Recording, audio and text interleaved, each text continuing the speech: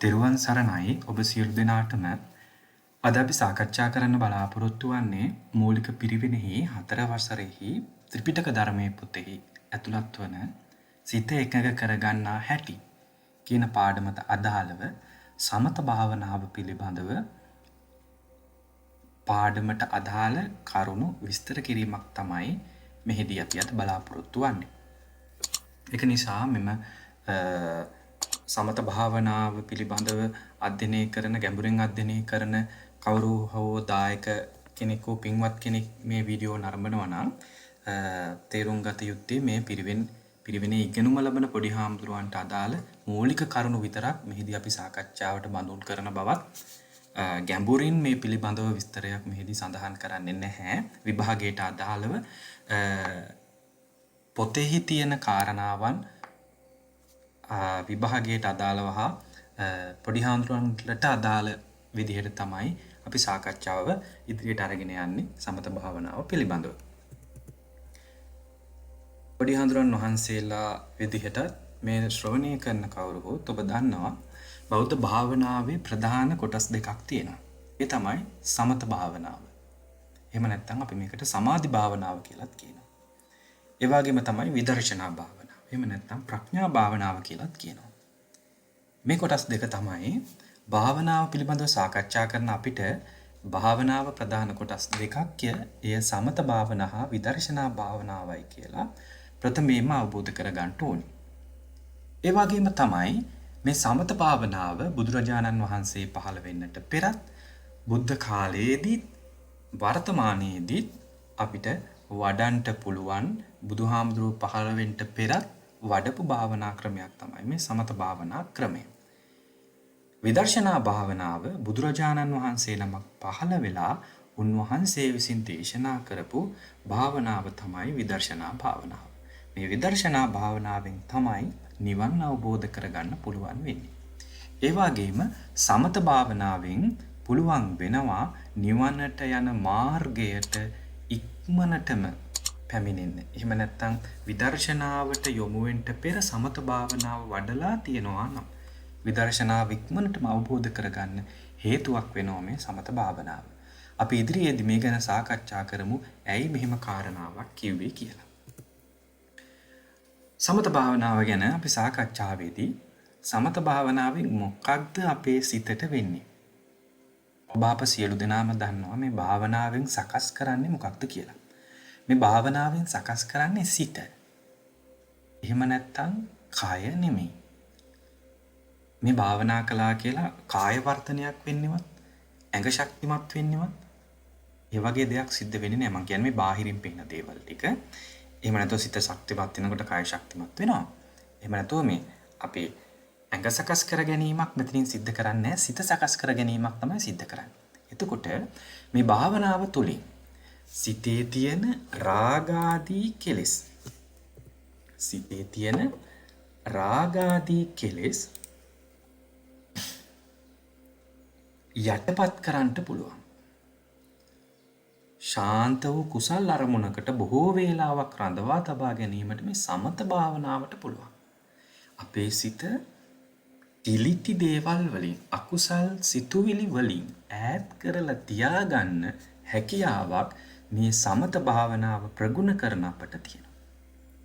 ඒ පළවෙනි කාරණේ. දෙක සමත භාවනාව සඳහා චිත්ත භාවනාව සමාධි භාවනාව යන නමද භාවිතා කරනවා. ඒකත් මතක තබා ගන්න. ඊළඟට සමත භාවනාවෙන් සිදු කරන්නේ සිත වික්ෂිප්ත කරන, නොසන්සුන් කරන, විවිධ අරමුණු කරා ගොස් සිත කිලිටි කරන නීවරණ ධර්මයන් යටපත් කොට සිත සාමකාමී සංසුන් ස්වභාවයට පත් කිරීමයි. අන්න අවබෝධ කරගන්න ඕනේ අපි මේ පාඩමින් සාකච්ඡා කරන්නේ මේ කාරණා. සමත භාවනාවෙන් සිදු කරන්නේ මොකද්ද? අපේ සිත වික්ෂිප්ත කරන, කලඹන, අවුලටපත් කරන, අපිව නොසන්සුන් කරන, අපිව තරහ ගස්සන, අපිට වෛරය ඇති කරන යම් කරුණු කාරණා මේ අකුසල දේවල් නැති කරන්න පුළුවන්, අයින් කරලා දාන්න පුළුවන්, යටපත් කරන්න පුළුවන් කාරණා තමයි සමත භාවනාවෙන් අපි සිද්ධ කරගන්නේ. මේ සමත භාවනාව වඩනකොට අපේ නීවරණ ධර්ම පහක් යටපත් වෙනවා. යටපත් වෙනවා. නැති වෙනවා නෙමෙයි. නීවරණ ධර්ම පහකී සමනය කරනුයේ සමත භාවනාව මගින්. අන්න නීවරණ ධර්ම පහ සමනය කරන්නේ යටපත් කරන්නේ සමත භාවනාව මගින්. අපි බලමු මේ සමත භාවනාව කියලා කියන්නේ. එතකොට මේ සමත කියන වචනය විතරක් ගත්තට සමත භාවනාවේදී මේ සමත භාවනාව ඇතුලේ තවත් භාවනා ක්‍රම 40ක් බුදුරජාණන් වහන්සේ දේශනා කළා තියෙනවා. අපි ඒකට සම 40 කර්මස්ථාන කියලා කියනවා. අන්නේ 40ම අයිති වෙන්නේ මෙන්න මේ සමත භාවනාව කියන කොටසට. සමත භාවනාවට තමයි සම 40 කර්මස්ථාන අයිති වෙන්නේ. මෙන්න මේ සම 40 කර්මස්ථාන තුලින් එකක් හෝ අරගෙන අපි භාවනා කරනවා නම් අපේ සිතේ ඇතිවෙන පංච නීවරණ යටපත් කරගන්න පුළුවන් හැකියාව ලැබෙනවා. අපි බලමු දැන් සම 40 කර්මස්ථාන කියලා කියන්නේ මොනවද කියලා. දස කසින, දස අසුභ, දස අනුස්සති, සතර බ්‍රහ්ම විහරණ, සතර ආරුප්ප, ආහාර පටික්කුල සංඥා, ධාතු අවත්තාන. මේ ඉදිරියෙන් තියෙන ගාන. දස කසින කියන්නේ කීයක් තියෙනවද? 10ක් තියෙනවා. පඨවි කසිනේ, ආපෝ කසිනේ, තේජෝ කසිනේ, වායු කසිනේ, නීල පීත ලෝහිත උදාට. ඔය ආකාරයෙන් කසින 10ක් තියෙනවා. දස අසුභ 10ක් තියෙනවා. දස අනුස්සති 10ක් තියෙනවා. සතර බ්‍රහ්ම විහරණ තියෙනවා. සතර ආරුප්ප තියෙනවා. ආහාර පටික්කුල සංඥා එකක් තියෙනවා. ධාතු අවත්තාන. මෙන්න මේ විදිහට සම 40 කර්මස්ථාන පිළිබඳව විස්තරයක් අපි මීට පෙර පාඩමකදී කළා. ඔබට මේ පාඩමත් මෙතනින් ආරම්භන්න පුළුවන්.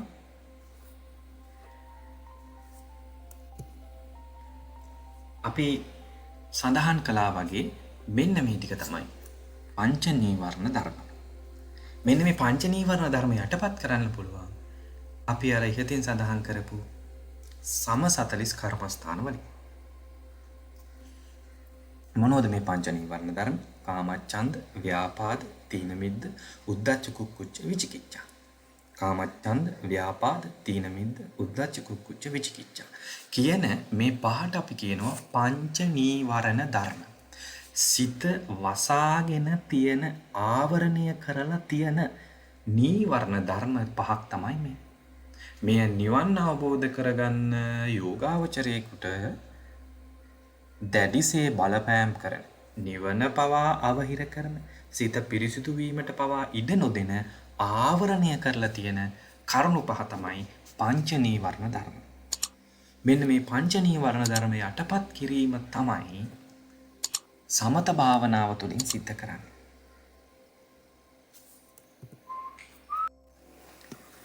අපි බලමු මේ පංච නීවරණ වල ස්වභාවය මොන වගේද කියලා. පංච නීවරණ කියලා කියන්නේ මනසේ පහළවන මානසික ගති ස්වභාවයක්. මේවා මනසේ තමයි, හිතේ තමයි අපේ මේ නීවරණ ධර්මයන් පහළ වෙන්නේ. මානසික ගති ස්වභාවයක්. ඒ වගේම තමයි පුද්ගලයාගේ සත්‍ය ස්වરૂපය ආවරණය කරන නීවරණවල කාර්ය, එහෙම නැත්නම් කෘත්‍ය තමයි පුද්ගලයාගේ සත්‍ය ස්වરૂපය, ප්‍රභාස්වර භව ආවරණය කරලා වහලා දාන එක තමයි මේ නීවරණවල, පංච නීවරණවල ස්වභාවය. බුදුදහම පෙන්වන නිවන ආවරණය කරන ප්‍රධාන මානසික අංගයන් නීවරණය කියලා අපි හඳුන්වනවා. නිවන ආවරණය කරලා තියෙන ධර්මතාවයන් තමයි පංච නීවරණ. අපේ හිතේ මේ වෙනකොටත් තියෙනවා මේ නීවරණ ධර්ම පහ. තවද කාමාවචර භවය ඉක්මවා ඇති රූපාවචර, අරූපාවචර මානසික තත්වයන් නිරාවරණය මගින්, නීවරණ මගින් ආවරණය කරලා තියෙනවා. රූපාවචර, අරූපාවචර බ්‍රහ්ම ලෝක වලට ඒ මානසික තත්වයන් වලට, ඒ ධ්‍යාන තත්වයන් වලට පත්වන එකත් ආවරණය කරලා තියෙන්නේ මෙන්න මේ නීවරණ ධර්ම මගින්. සමත භාවනාව ක්‍රම මගින් නීවරණ ධර්ම යටපත් කරන්න පුළුවන්. සමත භාවනා ක්‍රම මගින් අර කියපු ක්‍රම 40ක් තියෙනවා. 40 විවිධ ප්‍රභේද වලට බෙදලා අපිට දක්වන්න පුළුවන්. නමුත් මේ විෂයට ඒ කාරණා, මේ පාඩමට ඒ කාරණාව ලොකෝට අදාළ නැති නිසා ඒ භාවනා වැඩුවට පස්සේ මොන තත්ත්වයන් වලටද, මොන ධ්‍යාන තත්ත්වයන් වලටද පත් වෙන්න පුළුවන් කියන එක සමසතිලස් කර්මස්ථාන බෙදීමේදී අපිට විස්තර කරගන්න පුළුවන්. එතකොට ඒකෙදි ඇතැම් භාවනාවලදී ප්‍රථම ධානය, ඇතැම් භාවනාවල ဒုတိ ධානය, තෘතිය ධානය, ඇතැම් භාවනාවල චතුර්ථ ධානය, ඇතැම් භාවනාවලට අරූපාවචර ධානය. එතකොට මේ 40 එක එක භාවනාවන් වලට එක එක ධාන මට්ටම් තමයි තියෙන්නේ. ඒ නිසා මේ 40ෙම මේ ධාන ඔක්කොම වැඩෙනවා කියන එකක් නැහැ. ඒක අපි පසුවට අවබෝධ කරගමු. දැනට මතක තියාගන්න සමත භාවනා ක්‍රම මගින් අර 40 භාවනා ක්‍රම මගින් ධාන මට්ටම් වලටපත් වෙන්නත් පුළුවන්. ඒ වගේම මේ නීවරණ ධර්ම යටපත් කරන්නත් හැකියාව තියෙනවා. අපි දැන් එක එක නීවරණ අරගෙන පොඩි කාලයකින් මේ පොඩි විස්තරයක් මේ නීවරණය පිළිබඳව අපි සාකච්ඡා කරමු. මේක ගැඹුරු කාරණාවක් ලොකුවට විස්තර කරන්න තිබුණත් අපි මේ විෂයානුබද්ධව මේ කාරණාව අපි සාකච්ඡා කරමු. කාමච්ඡන්ද. කාම වස්තුන්හි ඇලීම කාමච්ඡන්දය. අන්න පළවෙනි කාරණාව. කාම වස්තුන්හි ඇලීම කාමච්ඡන්දය. මේ කාරණාවත් මතක තබා ගන්න ඕනේ. අරමුණු සුබ වශයෙන් බලන විට බලවත් ආශාවක් ඇති වෙනවා. ඇලීම ඇති වූ දෙය මම මාගේ යයි දැඩි කොට ගැනීම කාමච්ඡන්දේ ස්වභාවය. එතකොට කාම වස්තුන්හි අපි කැමති සුබ දේවල් මෙන්න මේ දේවල් වලට ඇලීම ආශාව ඇති කර ගැනීම කාමච්ඡන්දේ ස්වභාවය. ඒක අපිට දකින්න අල්ලන්න තියෙන දෙයක් වෙන්නත් පුළුවන්. මලක් වෙන්නත් පුළුවන්. එහෙම නැත්නම් පැන්සලක් පෑනක් වෙන්නත් පුළුවන්. එහෙම නැත්නම් පුද්ගලයෙක් වෙන්නත් පුළුවන්. ඒ වගේ නැත්නම් තැනැත්තියක් වෙන්නත් පුළුවන්. මේ හැම දෙයක්ම ඇලීමෙන් ආශාවෙන් මමය මාගේ මගේ කරගන්නවා කියලා හිතනවා නම් අන්න එතන කාමච්ඡන්දේ ස්වභාවය තමයි ඉන්නේ. ඒක නීවරණ ධර්මයක්. නිවන ආවරණය කරන හේතුවක්. කෙලෙස් වැඩෙන හේතුවක්. එතකොට මම මාගේ කියන දේවල් මගේ කරගෙන තියාගන්න තමයි අපි නිතරම බලන්නේ. කාම ලෝකයේ ජීවත් වෙන සත්‍යයන් ඇස කන නාසය දිව ශරීරය කියන මෙන්න මේ පංච ඉන්ද්‍රියන් මගින් ලබා ගන්න අරමුණු වලට කැමැත්ත ආශාව ඇලීම ඇති කරනු ලබන්නේ කාමච්ඡන්ද නීවරණය නිසා. අපි මේ ඇසින් කනින් නාසයෙන් දිවෙන් ශරීරයෙන් මේ ඉන්ද්‍රියන් වලින් බලන දේවල් දකින දේවල් ගන්න දේවල් වලට ආශා ඇති කරගන්නවා. ඇසට දකින රූපයක් තියෙනවා නම් ඒ රූපේ මට ඕනේ මගේ කරගන්න ඕනේ කියලා හිතෙනවා. කනට ඇහෙන ශබ්දයක් තියෙනවා මේ ශබ්දය හරි මිහිරි මේකට මම හරි කැමතියි. මේක මගේ වෙනවා නම් මගේ කරගන්න ඕනේ කියලා හිතනවා. නාසයට දැනෙන සුවඳක් තියෙනවා මේ සුවඳ පුදුම සුවඳක් මේක මගේ කරගන්න ඕනේ කියලා හිතෙනවා. දිවට දැනෙන රසයක් තියෙනවා මේ රසය මට හැමදාම විඳින්න තියෙනවා. ශරීරයට දැනෙන පහසක් තියෙනවා මේ පහස මට හැමදාම විඳින්න තියෙනවා. මේක මගේ කරගන්න ඕනේ. මගෙන් වෙන කෙනෙකුට මේක අයිති වෙන්න බෑ කියලා කාමච්ඡන්දයක් අපි ඇති කරගන්නවා. එතකොට මෙන්න මේක තමයි පළවෙනි නීවරණය. මෙන්න මේ නීවරණය යටපත් වෙනවා භාවනාව මගින් සමත භාවනාව මගින් මේ නීවරණ ධර්මයන් යටපත් කරන්න පුළුවන්. සමතතලිස් කර්මස්ථාන තියෙනවා. ඒ කර්මස්ථාන වලින් එකක් හෝ වඩනවා නම් මේ නීවරණ ධර්මයන් යටපත් කිරීමේ හැකියාව තියෙනවා. ඊළඟ නීවරණය තමයි ව්‍යාපාදය. පංච නීවරණ වලින් දෙවෙනි එක. යම් අරමුණක් කෙරෙහි අප්‍රිය අමනාප විරුද්ධ ස්වභාවය ව්‍යාපාදයයි. තරහව. එහෙම නැත්නම් වෛරය, ක්‍රෝධය, ද්වේෂය යනුවෙන් හැඳින්වෙන්නේ මෙන්න ව්‍යාපාද නීවරණ. එතකොට ව්‍යාපාදය කියලා කියන්නේ යම් අරමුණක් කෙරෙහි අප්‍රිය අමනාප විරුද්ධ ස්වභාවය. අපිට ඇහැට කනට මේ කාම ලෝකයේ ජීවත් වෙන සත්‍යයේ ඇස කන නාසය දිව ශරීර ඉන්ද්‍රියන් මගින් ලබා දෙන අරමුණු වලට අකමැත්ත තරහව ගැටීම ඇති කරනු ලබන්නේ ව්‍යාපාද නීවරණය මගින්.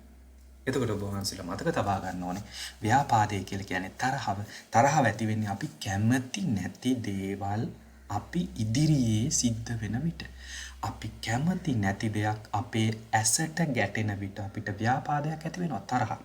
අපි කැමති නැති දෙයක් අපේ කනට අහන්න ලැබෙනකොට අපිට ව්‍යාපාදයක් ඇති වෙනවා. අපි කැමති නැති සුවඳක් ගඳක් අපේ නාසයට එනකොට ව්‍යාපාදයක් ඇති වෙනවා.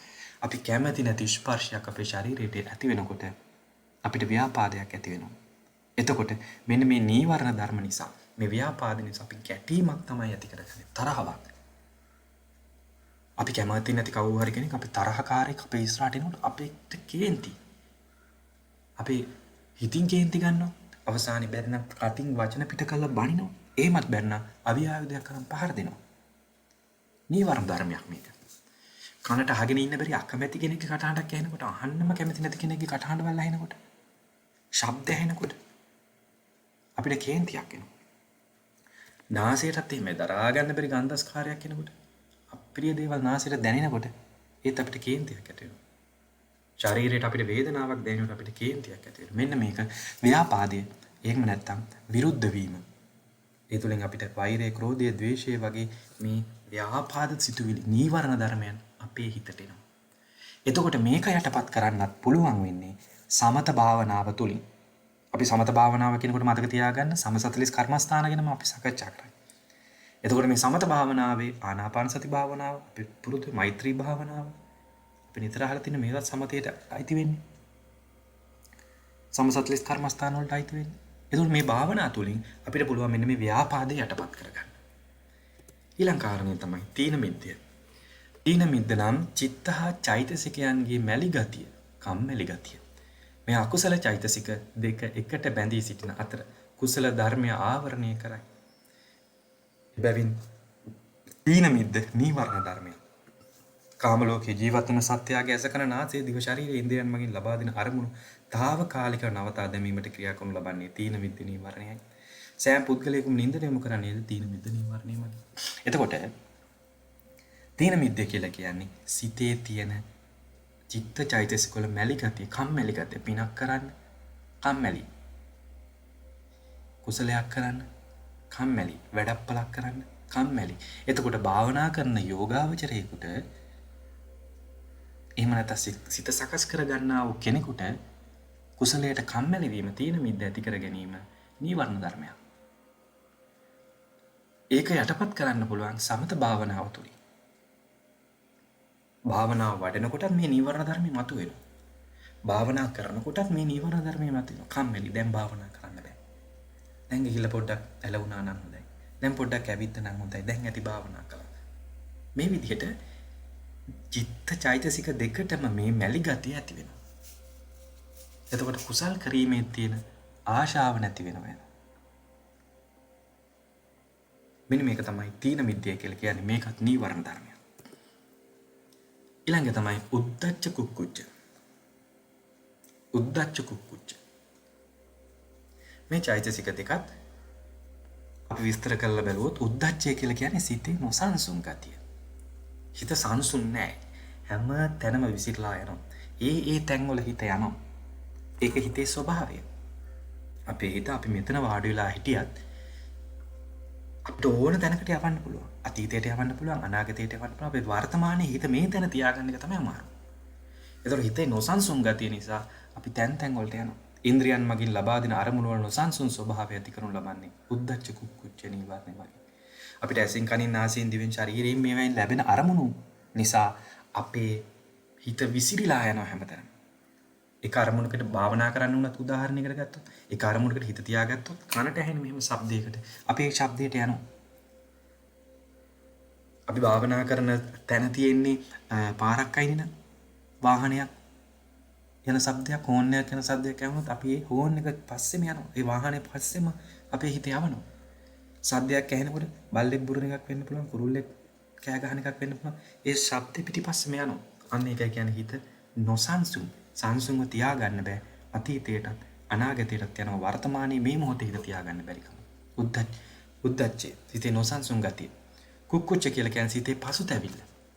අපි පසුතැවෙනවා. අනාගතේ කරපු දේවල්, අතීතේ කරන්න හිතන් ඉන්න දේවල් පිළිබඳව හිතමින් අපි පසුතැවෙනවා. අපි අතීතේ කරපු දේවල් යම් වැරදි හිතමින් හිත තැම්පත් කරගන්න හදන මොහොතේ පසුතැවෙනවා. ඒ ගැන හිතනවා. ඒ ගැන හිතලා ඒ චිත්ත පරම්පරාව ඔස්සේ යනවා. ඒ සිතුවිලි පරම්පරාව ඔස්සේ යනවා. ඒ සිතුවිලි ඔස්සේ යනවා. මෙන්න මේ පසුතැවීමත් මේ උද්ධච්ච කුක්කුච්ච කියලා කියන්නේ නීවරණ ධර්මයක්. නිවන ආවරණය කරලා තියෙන්නේ. නිවන් අවබෝධ කරගන්න නිවනට යන මාර්ගය ආවරණය කරලා තියෙන්නේ. මොකද අපේ හිත නොසන්සුන්, අපේ හිත පසුතැවිලි ස්වභාවයෙන් නිතරම යුක්තයි. අපි මේකෙන් ගැලවෙන්න හදනකොට නිතරම මේ උද්ධච්ච කුක්කුච්ච ඇවිල්ලා අපේ හිත පසුතැවිල්ලට නොසන්සුන් බවටත් යොමු කරනවා. ඉතින් මේක යටපත් කරන්න පුළුවන්කම තියෙන්නේ සමත භාවනාවෙන්. සමසතලිස් කර්මස්ථාන භාවනාවලින් එකක් වඩමින් මේව යටපත් කරන්න පුළුවන්. මේ චෛතසික දෙකකට යෙදුණු විට උද්ධච්ච කුක්කුච්ච නීවරණ ලෙස හැඳින්වෙනවා. මෙන්න මේක උද්ධච්ච කුක්කුච්ච නීවරණ. ඊළඟ නීවරණ අන්තිම නීවරණ පංච නීවරණ වලින් විචිකිච්ඡාව. විචිකිච්ඡාව කියලා කියන්නේ සැකය. එතකොට මෙතන සැකය කියනකොට යාළුවා සැක කරන එකවත් මේ වගේ අර්ථයකිනුත් මෙතන සැකය කියලා අපි කියන්න පුළුවන්. නමුත් මෙතන ප්‍රධාන අර්ථය තමයි මෙන්න මේ බුද්ධ ආදී යටතැන්හි සැකය. විචිකිච්ඡාව. මේ සැකය තියෙනවා නම් කුසල ධානා මාර්ගඵල ආදී ලැබීමට බාධාවක්. මාර්ගඵල ලබා ගන්න, ධානය ලබා ගන්න මේ සැකය තියෙද්දි බෑ. ඇයි මොනවද මේ සැක? මොකද්ද මේ අට? බලන්න බුදුරජාණන් වහන්සේ ගැන සැකයි. බුදුරජාණන් වහන්සේ දේශනා කරපු ධර්මය ගැන සැකයි. සංඝ රත්නය ගැන සැකයි. ත්‍රිශික්ෂාවේවත් ඉදිරි සංවරය ගැන සැකයි. පෙර භවයන් ගැන, පෙර දිව්‍ය ලෝක අපාය ඒවයි තිබුණාය පෙර භවයන් ගැන තියෙන සැක. අනාගතේ භවයන් ගැන අපි අනාගතේ මේ තැන්වල යයි මේ භවයන් තියෙනවායි කියන සැකේ. එතකොට අතීත අනාගත භව දෙක ගැනම තියෙන සැකේ. පටිච්ච සමුප්පාදේවත් හේතුඵල ධර්ම පිළිබඳව හේතුඵල ධර්මයක් තියෙනවද? හේතුඵල ධර්ම හරියයිද මේක ඇත්තද මේ විදිහට අපි සැක කරන්න ගන්නවා නම් මේ සැකය අපේ මේ කෙලෙස් ධර්මයන් යටපත් කරගන්න අමාරු තත්වයකට එහෙම නැත්නම් මේ කෙලෙස් ධර්මයන් යටපත් කරගැනීමේ නොහැකියාවක් බවට පත් වෙනවා. මොකද අපිට කෙලෙස් ධර්මයන් යටපත් කරන්න හිතෙනකොට අපිට මේ විචිකිච්ඡාව වෙනවා නම් අපිට කෙලෙස් යටපත් කරන්න හිතෙන්නේ නැහැ. බුදුහාමුදුරුවෝ ගැන සැක කර ඉන්නවා. ධර්මය ගැන සැක කර ඉන්නවා. සංඝ රත්නය ගැන සැක කර ඉන්නවා. ශික්ෂාවන් තිදුරු සංවරය ගැන සැක කර ඉන්නවා. පෙර භවයන් ගැන සැක කරනවා. අනාගත භවයන් ගැන සැක කරනවා. පෙර අනාගත භවයන් දෙකම ගැන සැක කරනවා. පටිච්ච සමුප්පාදය ගැන සැක කරනවා. මෙහෙම සැක කරලා අපිට භාවනාවක් කරන්න බෑ. එතකොට යම් කිසි කෙනෙකුට මෙන්න මේ විචිකිච්ඡාව නැති කරගන්න පුළුවන් වෙන්නේ මේ සමත භාවනා මාර්ගයෙන් භාවනා වඩලා හිත තැම්පත් කර ගැනීම තුලින්. මෙන්න මේ පංච නීවරණ ධර්ම යටපත් කිරීමම තමයි මේ සමත භාවනාවෙන් සිද්ධ කරන්නේ. එතකොට සමත භාවනාව වඩනකොට එහෙම නැත්නම් සමුත්‍ත්‍රිස් කර්මස්ථාන වලින් යම් භාවනාවක් වඩනකොට මෙන්න මේ පංච නීවරණ යටපත් වෙනවා. මේ පංච නීවරණ යටපත් වුණාට පස්සේ මේ සමත භාවනාව වැඩිමෙන් මේ නීවරණ පහ යටපත් කොට සිත සමනය කරගත හැකි. කුසල චිත්තස්ස ඒකග්ගතා සමාධි. සිත යම් කුසල අරමුණක් විශේෂ පැවතීම. කුසල අරමුණක නවතලා තිබීම තමයි සමාධි භාවනාවෙන් කරන්නේ. සමත භාවනාවෙන් කරන්නේ. කුසල චිත්තස්ස ඒකග්ගතා සමාධි.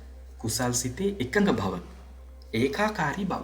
ඒතර කුසල් සිතක් යහපත් සිතක් වැඩි වේලාවක්, වැඩි මොහොතක්, වැඩි කාල පරාසයක් පවත්වලා තියාගන්න මේ සමාධියට පුළුවන්.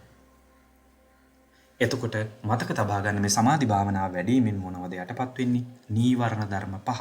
අපි ඉතින් කතා කළා නීවරණ ධර්ම පහ ගැන. පංච නීවරණ යටපත් කිරීමේ හැකියාව මේ සමත භාවනාවට තියෙනවා. දැන් අපි බලමු මේ පංච නීවරණ යටපත් කළාම මේ සමත භාවනාවෙන් ලබන්න පුළුවන් ආනිසංස මොනවද? අපිට ලැබෙන වාසි මොනවද? ඒක තමයි පංච අභිඥා අපිට ලැබෙනවා. සමත භාවනාව තුළින් ලබා ගන්න පුළුවන් පංච අභිඥා සහ අෂ්ට සමාපatti පමණයි. බුදුරජාණන් වහන්සේ පහළ වෙන්නටත් පෙර ಭಾರತයේ මේ පංච අභිඥා අෂ්ට සමාපatti ලබා ගත්තා හිටියා. මේ සමත භාවනාව හිත දියුණු කළා මේ පංච නීවරණ ධර්මයන් යටපත් කළා මේ ධාන ලබාගත්ත පංච අභිඥා අෂ්ට සමාපatti. මේක නිවන නෙමෙයි.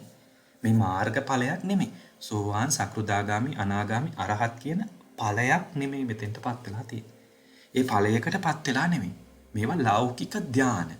පංච අභිඥා අෂ්ට සමාපatti කියන මේ ටික සමත භාවනාවෙන් අපිට ලබා ගන්න පුළුවන්. බුදුහාමුදුරුවෝ පහළ වෙන්න කලිනුත් මෙහිමයි හිටියා. අසිත තාපසතුමා එහෙම කෙනෙක්. පංචමිද්දා අෂ්ට සමාපatti ලබා ගන්න. ආලාර කාලා මුද්දකරාම පුත්ත එයාට ධාන මාර්ග ලබා ගන්න තිබ්බා මේ සමත භාවනාව තුලින්. අපි බලමු මේ පංච අභිඥා පිළිබඳව කෙටි විස්තරයක් කළා. ඉද්ධිවිද ඥානය ලැබෙනවා සමත භාවනා ප්‍රගුණ කිරීම තුලින්. මොනවද ඒකෙන් වෙන්නේ? නොපෙනී සිටීම, අහසින් යාම, ජලය මතුවේ ඇවිදීම, පොළවෙන් ගිලීම, අනාදිය හා නොඑක් දේ මැවීම සිදු කිරීමට සමත් වන ඉර්ධිවිද අභිඥාවක් තමයි මේ ඉද්ධිවිද ඥානය කියලා කියන්නේ. මේ ඥානය ලබා ගත්තට පස්සේ මේ විදි දේවල් කරන්න පුළුවන්.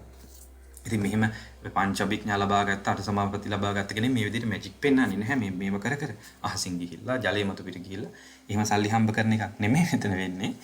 එයාට මේ වගේ දේවල් තියෙනවා. මේ වගේ උවමනාවක් තිබ්බොත් එහෙම යන්න පුළුවන්. ඊට පස්සේ දිබ්බසෝත ඥානය. මිනිස් කනට නොඇසෙන ඊතා සියුම් ශබ්ද හා බොහෝ දුර ඇතිවන ශබ්ද කනින් අසන්නාක් මෙන්න සීමන සමත් වෙනවා. එතකොට මේ ඥානයට සම්බන්ධ වුණාට පස්සේ එයාට මිනිස් කනට අපිට ඇහෙන්නේ නැති. අපිට උඟාක් දුර දේවල් ඇහෙන්නේ නැහැ. අපි තාම පොඩි පරාසයක් ඇහෙන්නේ. අපි ඉන්න වත්තවටේ තියෙන දේවල් අල්ලපු ගාලා දේවල් නම් ප්‍රමාණ කරලාට දැන් මේ අහගෙන ඉන්නවා ඇති වලට කාන්තිය. නමුත් මෙන්න මේ දිබ්බසෝත ඥානෙ පුළුවන්. අපේ කන්නට නොහැසෙන ඉතා සියුම් ශබ්ද පවා අහන්න පුළුවන්. ඊළඟට පරචිත්ත විඥාන ඥානෙ. මේ පංචඅභිඥාවේ තුන්වෙනි එක. පරචිත්ත විඥාන අනුන්ගේ සිත් දැකීමේ හැකියාව. අනුන්ගේ සිතේ අනිත් කෙනාගේ සිතේ මොනවද තියෙන්නේ? මේ වෙලාවේ මොනවද එයා හිතන්නේ කියලා ඒක දැනගැනීමේ හැකියාව තියෙනවා. පුබ්බේ නිවාසානුසති ඥානය තමාගේ අතීත දාහතියන් සිහි කරන්න පුළුවන්. තමන්ගේ අතීත භවයන් සිහි කරන්න පුළුවන්. මම ගිය ආත්මේ කවුද වෙලා හිටියේ? මම ඊට උයින් ආත්මේ කවුද? ඊට පෙර ආත්මේ කවුද? මේ විදිහේ පුබ්බේ නිවාසානුසති ඥානයෙන් තමන්ගේ අතීත දාහතියන් සිහි කරන්න පුළුවන්. අන්තිම එක තමයි පංචවිඥානයේ පස්වෙනි එක දිබ්බ චක්කු ඥානය. මිනිස් ඇසට නොපෙනෙන සියුම් දේවල් හා දුර පිහිටි දේවල්ද බිත්ති අතරින් පරාවර්ත යන්නත් වැසී ඇති දේවල්ද ඇසින් දක්නාක් මෙන් දැකීමට සමත් වෙනවා. බිත්ති වලින් වැහැලා තියෙන දේවල් දකින්න පුළුවන්. බිත්තියෙන් එපිටත් දකින්න පුළුවන්. තාප්පකින් එපිටත් දකින්න පුළුවන්. මේ අපි මේ සාකච්ඡා කරන්නේ මේ අපිට ගෝචර වෙච්ච ලෝකයේ පිළිබඳව මේ ඥානයෙන් කොහොමද ප්‍රයෝජන ගන්න කියලා. එහෙම නැතුව මේ ඥානයේ ස්වභාවය, දිබ්බ චක්කු ඥානයේ ස්වභාවය ඇසට නොපෙනෙන සියුම් දේවල් බලන්න පුළුවන්. එතකොට අපිට සාමාන්‍යයෙන් හිතෙන්න පුළුවන් අපි ආයෙනම් අල්ලපු කාමරේ අපිට බලන්න පුළුවන් නේද මේක ලබා ගත්තොත්. එහෙම තමයි අපිට හිතෙන්නේ. නමුත් මේක ලැබිලා තියෙන්නේ එහෙම කාමර බල ඉන්නවත් එහෙම දේවල් වලට නෙමෙයි. මේ ධානයේ ස්වභාවය. පංචවිඥාවල මේක තමයි ලක්ෂණ පංචවිඥාවල තියෙන. එතකොට මේ පංචවිඥා ලබා ගන්නත් සමත භාවනාවෙන් පුළුවන්. ඊට පස්සේ අෂ්ට සමාපatti. මේකත් සමත භාවනාවෙන් ලබා ගන්න පුළුවන්.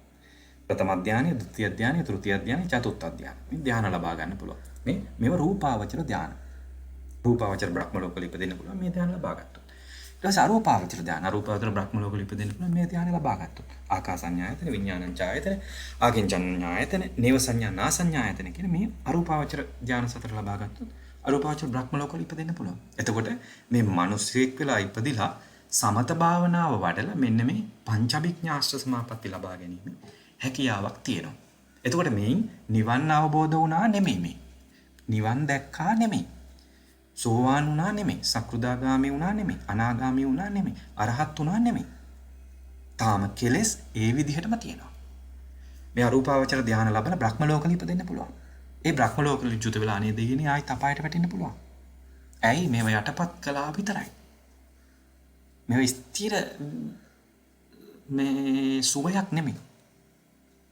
මේ කෙලෙස් ස්ථිර යටපත් කිරීමක් නෙමෙයි. ඒක නිසා මේවා ලෞකික විදිහට ලබා ගන්න පුළුවන් ධානය. එතකොට මේ ධානය ලබාගෙන මේ සමත භාවනාව තුලින් විදර්ශනාවට යන්න පුළුවන් නම් අන්න නිවන් අවබෝධ කරගන්න පුළුවන්. එතකොට සමත භාවනාව විදර්ශනා භාවනාවට යන්න හොඳම මාර්ගයක්. පහසුම මාර්ගයක්. ලේසිම මාර්ගයක් තමයි. අපි බලමු සමත භාවනාවේ ආනිසංස.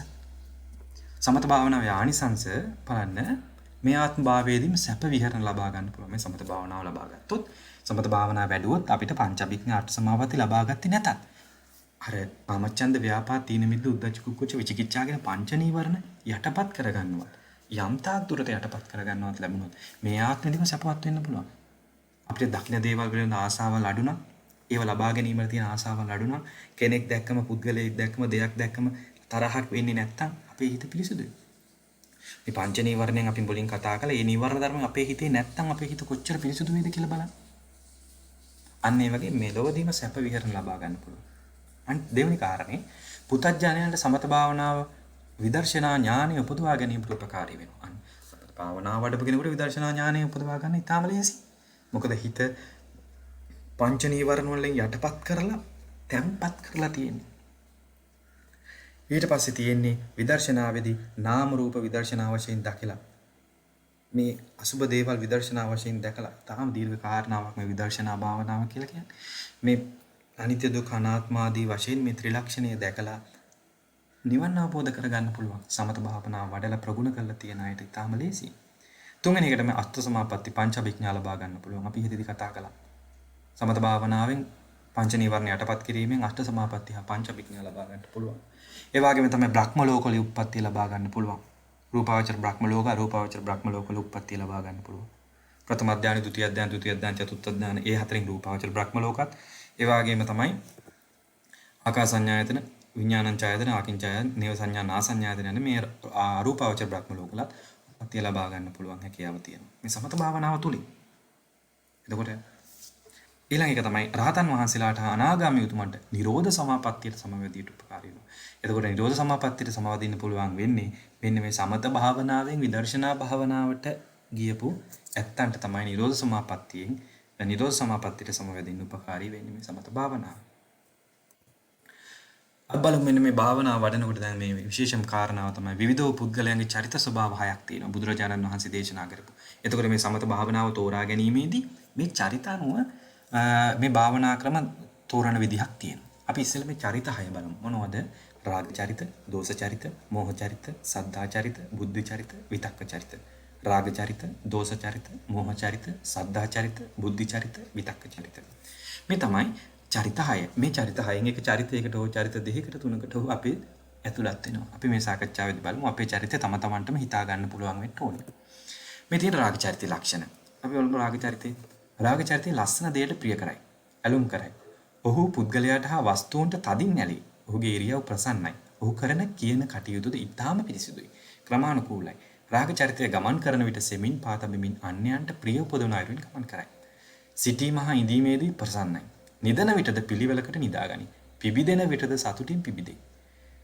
ඇමදීම ආදී කටයුතු සිත් ගන්නා සුළු පරිදි සිදු කරයි. ආහාර ගැනීමේදීද රස විඳින්න ආහාර ගනි. මිහිරි ආහාරයට ප්‍රිය කරයි. ප්‍රියමනාප රූපයක් දුටු විට තදින් ඇලේ. මේක තමයි රාග චරිතයේ ලක්ෂණ. බලන්න ද්වේෂ චරිතය. ද්වේෂ චරිතය තරහා ගන්න චරිතය. නිතර කිපෙන සුළු තැනැත්තෙක් වේ. ද්වේෂ චරිතයන්ගේ ගමන බිමන නොසන්සුන්ය. සංසුන් ගමනක් නැහැ. පා තබන්නේ පොළවේ ගටා ගමන් කරයි. පා තබනකොට වැලි විසික් කරගෙන තමයි පා තබන්නේ. සිටීම් හිඳීම් ඉරියව්ව අන්‍යයන්ට ප්‍රිය නෙවෙයි. ඉඳගන්න එක හිටගෙන ඉන්න එක විදින එක අනිත් අයට ප්‍රිය නැහැ. නිදා ගැනීමේද අපිලිවලින් යුක්තයි. නිදා ගන්නකොට පිළිවෙලක් නැහැ. අවදි වෙන විට තරහින් යුක්තයි. ඇමදීම් ආදී අතුපතු ගන්නකොට පිළිවෙලක් නැහැ. දූවිලි විසිරුවමින් හඬ නැගෙනසේ අමදි ආහාර ගැනීමත් අසූබණයි. කන විටත් අසූබණයි. කටුක ආහාර වලට කැමති. යමක් පිළිබඳ අවධානය යොමු කළ හැකි කෙටි වේලාවක් පමණයි. සුළු වරදක් දුටුවත් වහා ගැටෙනවා. වහා තරහ යනවා. පොඩි දෙයක් වුණ ගමන් ඒත් කේන්ති යනවා. ඒක ද්වේෂ චරිතයේ ස්වභාවය. බලන්න මෝහ චරිතය. මෝහ චරිතයට කරුණු වටහා ගැනීමට අපහසුයි. අනේ මෝහ චරිතයක් තියෙන අයට කියන දේවල් වටහා ගැනීමේ අපහසුතාවයක් තියෙනවා. රැවටෙන සුළුයි. තා ඉක්මනින් රවට්ටන්න පුළුවන්. මෝහ චරිතයේ තැතිගත්තෙකු මෙන් ගමන් කරයි. එයා හරි බයෙන් තමයි ගමන් කරන්නේ. ඇවතුම් පැවතුම් අවුල් සහගතයි. ඇතැම් විට හාස්‍යයට ලක් වෙනවා. අනිත් අයගේ හිනාවට ලක් වෙනවා. ඔහු නිදන විටද මුණින් වැටී නිදයි. අවදි වන විට මේ අත පෙරළෙමින් මැලිකමින් දක්වයි. ඇමදීම ආදිය කරන විට පිළිවෙලක් නැහැ. වැලි විසිරුවමින් අමදි. ආහාර අනුභවද පිළිවෙලකින් තොරයි. බත් හුළු විසි කරමින් පතවල් කටට විසි කරමින් අනුභව කරයි. මෝහ චරිතයේ කිසිවක් පිළිබඳව ස්වාධීන අදහසක් නැහැ. තමන්ගේ කියලා අදහසක් නැහැ මෝහ චරිතයට. අනුන්ගේ අදහස් අනුව කටයුතු කරයි. මේ මෝහ චරිතය. දැන් අපි චරිත තුනක් කතා කළා. ඊට පස්සේ අපි සද්ධා චරිතය, බුද්ධ චරිතය, විතක්ක චරිතය කතා කරනවා. ඒවත් ඉහතින් කතා කරපු ප්‍රධාන චරිත තුනට සමානයි. බලමු.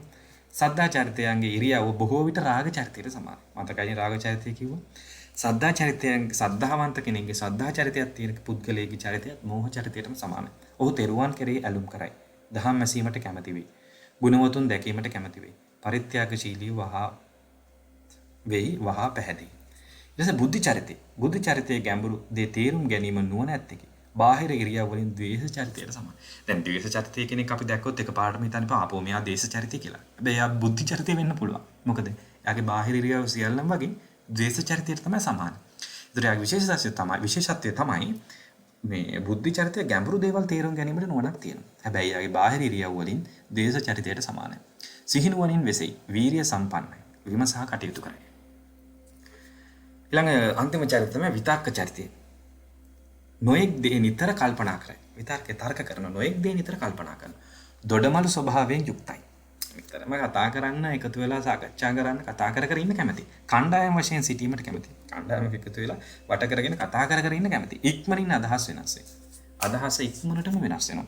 තම අදහස් කතරම ඒ අදහස් වෙනස් වෙනවා. දිගින් දිග එක දිගටම යමක් කිරීමට ශක්තියක් නැත. ඉරියව් මෝහ චරිතයට සමානයි. හැබැයි විතර්ක චරිතයේ තියෙන කෙනාගේ ඉරියව් මොන චරිතයට සමාන වෙන්නේ? මෙන්න මෝහ චරිතයට සමානයි. ඒතර බුද්ධ චරිතයේ ඉරියව් සමාන වෙන්නේ ද්වේෂ චරිතයට. සද්ධා චරිතයේ ඉරියව් සමාන වෙන්නේ රාග චරිතයට. එතකොට ඉරියව් තමයි අපි උදින් කතා කළේ. එතකොට මෙන්න මේ කාරණා ටික පුද්ගලයාගේ චරිත පිළිබඳව අවබෝධයක් මේ තුලින් ඔබට එන්න ඇති. ඉතින් ඔබේ චරිතය පිළිබඳව අධ්‍යයනයක් කරන්න පුළුවන්. එතකොට මෙන්න මේ අනුව තමයි කමඨහන් අපි නිර්මාණය කරන්නේ. කමඨහන් දෙන්නේ. පුද්ගලයාගේ චරිතය බලලා තමයි ඒ අනුව තමයි කමඨහන් දීමක් සිද්ධ වෙන්නේ කම්මට්ටානාචාර්යවරුන්. කමඨහන් දෙන ආචාර්යවරුන්ගේ කමඨහන් ලබා ගන්න මෙන්න මේ චරිත බලලා ඒ චරිත වලට ගැලපෙන කමඨහන් තමයි දෙන්නේ. හැම කමඨහනක්ම හරියන්නේ නැහැ. හැම භාවනා ක්‍රමයක්ම මේ චරිත වලට හරියන්නේ නැහැ.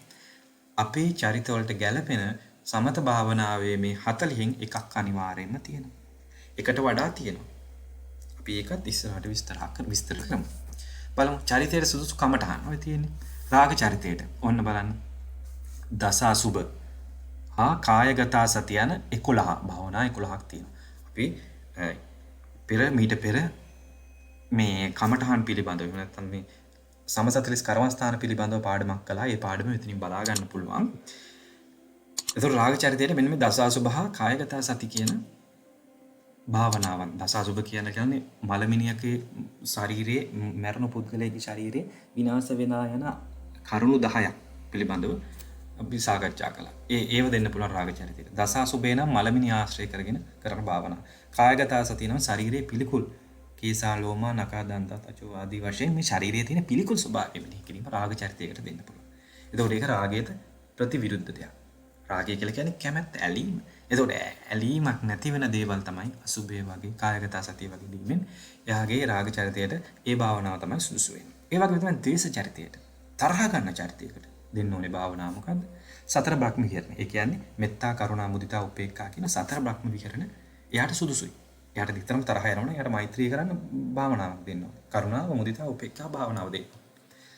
ඒ වගේම තමයි කසින භාවනාවලින් වර්ණ කසින ටික යාට දෙන්න පුළුවන්. නීල, පීත, ලෝහිත, ඕදාත කියන වර්ණ කසින හතරත් ද්වේෂ චරිතයේ පුද්ගලයෙකුට භාවනා කරන්න සුදුසුයි. අපිට ද්වේෂ චරිතයක් තියෙනවා නම් මෙත්තා, කරුණා, මුදිතා, උපේක්ඛා කියන මේ සතර බ්‍රහ්ම විහරණ භාවනාවල කරන්න පුළුවන්. එහෙම නැත්නම් නීල, පීත, ලෝහිත, ඕදාත කියන මේ වර්ණ කසින ටික අරගෙන ඒ භාවනාව කරන්නත් පුළුවන්. ඒ වගේම තමයි මෝහ චරිතයට හා විතර්ක චරිතයට, කියන්නේ මෝඩ චරිතයට හා තර්ක කරන චරිතයට ආනාපාන සති භාවනාව නිර්දේශ. එතකොට ඊතුලින් එයාට ඉක්මනටම ධානය වලට යන්න පුළුවන්.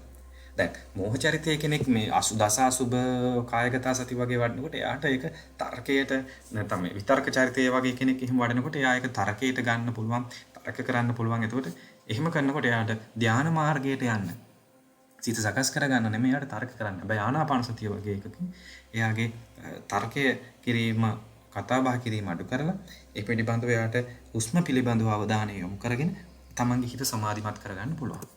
ඒ වගේ තමයි සද්ධා චරිතය. සද්ධා චරිත කෙනෙකුට දස අනුස්සති තියෙනවා. බුද්ධානුස්සති, ධම්මානුස්සති, සංඝානුස්සති, සීලානුස්සති, ත්‍යාගානුස්සති, දේවතානුස්සති ආදී අනුස්සති 10ක් තියෙනවා. ඒ 10 මෙන්න මේ 6 සද්ධා චරිත පුද්ගලයෙකුට දෙන්න පුළුවන්.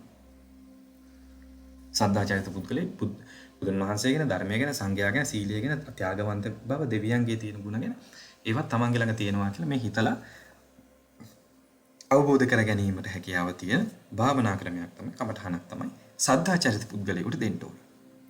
ඒ වගේම තමයි බුද්ධි චරිතය.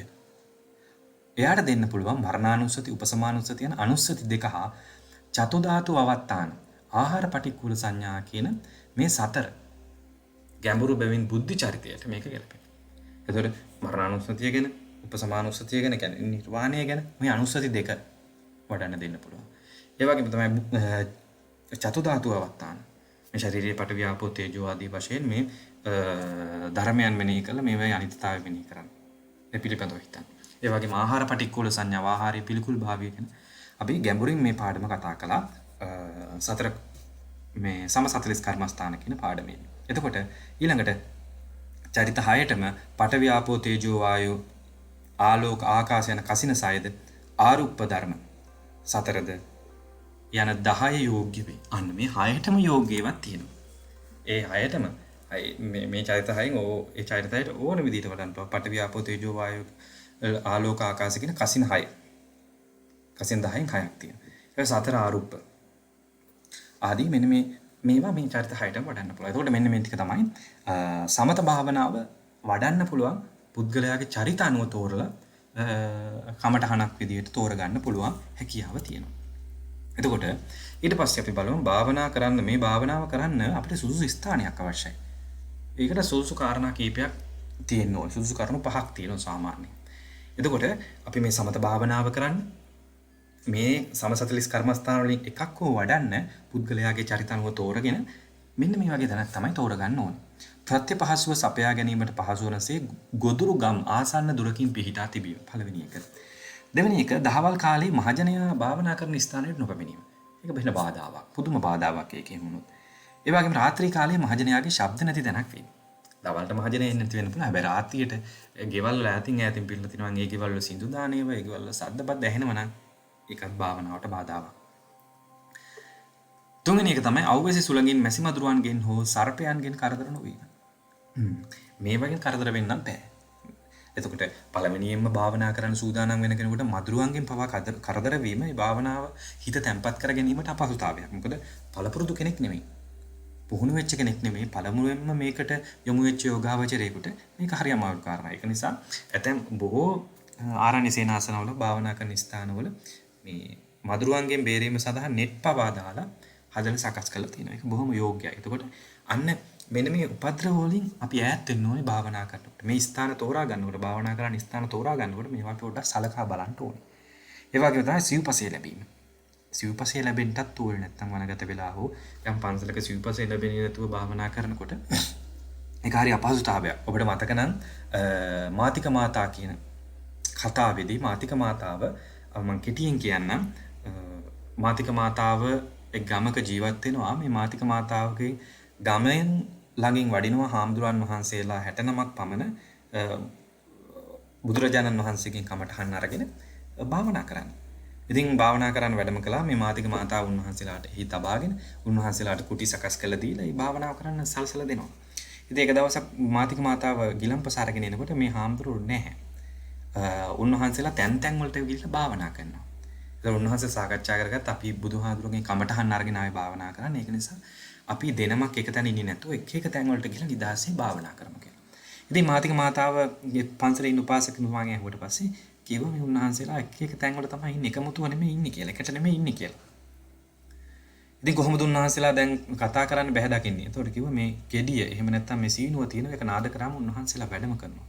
ඉතින් සීනුව නාද කළා උන්වහන්සේලා විවිධ පැති වලින් කැලේ විවිධ පැති වලින් එන්න ගත්තා. මාතාව හිතුවා මාතික මාතාව හිතුවා උන්වහන්සේලා තරහමනාපවත් වෙලාද කියලා. ඊට පස්සේ එතන හිටපු ලොකුතරුන් වහන්සේගෙන් ඇහුවට පස්සේ කිව්වා මාතික මාතාවනි අපි මේ භාවනා කරනවා. අපි හිත සමාධිමත් කරගන්නවා නිවන් අවබෝධ කරගන්න භාවනා කරනවා. අනේ ස්වාමීනි මටත් ওই භාවනාව කරන්න පුළුවන්ද ගෙදර ඉඳන්? පුළුවන් කිව්වා. මාතික මාතාවටත් කමටහන් දුන්නා. කමටහන් දීලා භාවනා කරන්න කිව්වා. භාවනා කරන්න කිව්වම මාතික මාතාව මේ භාවනාව ප්‍රගුණ කළා සෝවාන් තත්ත්වයටපත් වුණා. දැන් ඒ සෝවාන් උපාසිකාවක්. ඇය බලනවා දැන් මගේ ස්වාමීන් වහන්සේලා මොන වගේ තත්ත්වයකද ඉන්නේ. අනේ උන්වහන්සේලා තාම පෘථග්ජනයි. මොකද්ද උන්වහන්සේලාට ඒ පෘථග්ජන නෙහෙත් අනේ උන්වහන්සේ අඩුපාඩු මොනවද සිව්පසේ. පින්ඩපාතේ අනේක උන්වහන්සේලාට කරදරයක් වෙලා.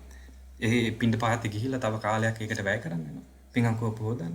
ඉතින් මහතික මහතාව මොකද කරන්නේ? උන්වහන්සේලාගේ හිත් බල අවශ්‍ය කරන දේවල් සපයනවා. පින්ඩපාතේ සපයනවා. අතුපතු ගන්න උපාසකවරු පත් කරනවා. ගිලම්පස වුණ වෙලාවට යවනවා. ඉතින් දැන් උන්වහන්සේලාට සිව්පසය සප ගන්න වෙලාවක් වැඩි වුණේ නැහැ. ඉතින් උන්වහන්සේලා භාවනාවටම හිත යොමු කළා.